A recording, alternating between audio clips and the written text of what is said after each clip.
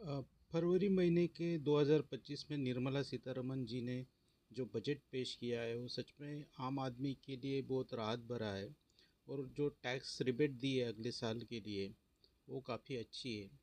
तो अभी का जो इनकम टैक्स है निर्मला सीतारमण जी ने कहा है कि 12 लाख तक जो सैलरी है वो टैक्स सैलरी या इनकम है वो टैक्स फ्री है न्यू रेजिम के लिए।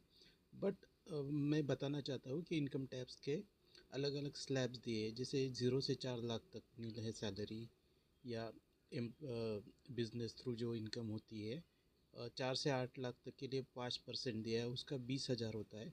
और 8 से 12 लाख तक की जो इनकम है वो 10% टैक्स रेट से, जिसका 40,000 के होता है।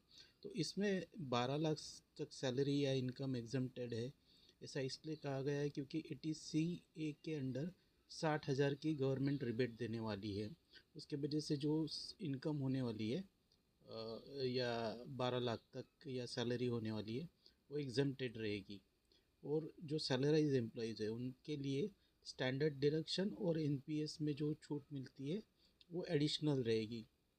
जैसे कि 75,000 का स्टैंडर्ड डिडक्शन है न्यू रेजिम में, और 40% के रेट पे बेसिक सैलरी और DA पे जो डिडक्शन मिलता है वो अगर 1 लाख रहा तो 12 लाख और 1 लाख और 75,000, ऐसा 13,75,000 तक जो सैलरी रहेगा वो ज़ीरो सैलरी पे इनकम रहेगा, उस पे इनकम टैक्स जो रहेगा ज़ीरो रहेगा। बाद में और एक अच्छी बात की है सरकार ने कि जो 12 लाख से ऊपर जाता है तो उसका 1,000 भी 1 रुपया भी ज़्यादा बढ़ गया तो उस पर क्या पूरा टैक्स भरना पड़ेगा कि 5% रेट से 4 से 8 लाख तक और 8 से 12 लाख तक। इसमें गवर्नमेंट ने एक बात की है कि जो मार्जिनलाइजेशन बेनिफिट दिया है, जैसे 12 लाख से 1 रुपया ज़्यादा हो जाता है तो 1 रुपये ये जो टैक्स स्लैब है उसके हिसाब से टैक्स कैलकुलेशन नहीं होगा। तो 12 लाख के ऊपर जो 1 रुपया है वो टैक्सेबल होगा। जैसे कि 12,10,000 है तो उसमें से 10,000 जो है टैक्सेबल होगा। अगर हम रेजिम के स्लैब रेज के हिसाब से कैलकुलेट करते हैं 12,10,000 पे, उस पर 61,500 रुपया कैलकुलेट होता है, जबकि गवर्नमेंट उस पर टैक्स मांगेगी 10,000 रुपया। 12,50,000 पे टैक्स स्लैब रेट के हिसाब से कैलकुलेशन जो होता है 67,500 रुपये होता है, और गवर्नमेंट उस पर सिर्फ 12 लाख के ऊपर जो 50,000 है उस पर टैक्स लेगी। 12,70,000 अगर आपकी टोटल सैलरी या बिजनेस से प्रोफेशन से आय है तो 70,500 आपको नॉर्मल टैक्स रेट के हिसाब से कैलकुलेट होता है, जबकि मार्जिनल रिलीफ के साथ आपको 70,000 देना होगा। और 12,75,000 ऐसे अमाउंट है जिस पे जो टैक्सेबल इनकम है स्लैब्स रेट के हिसाब से और मार्जिनल रिलीफ के हिसाब से वो सेम हो जाती है 71,250। और उसके आगे का जो इनकम रहेगा उस पर जो टैक्स लगेगा वो नॉर्मल टैक्स स्लैब रेट्स के अनुसार होगा।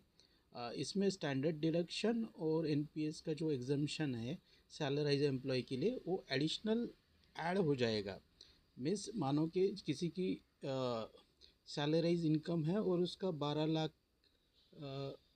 और उसकी साल इनकम होती है 14 लाख, तो उसमें उसको बेनिफिट नहीं मिलेगा। बिकॉज़ जो उसमें उसको मार्जिनलाइजेशन बेनिफिट मिलेगा।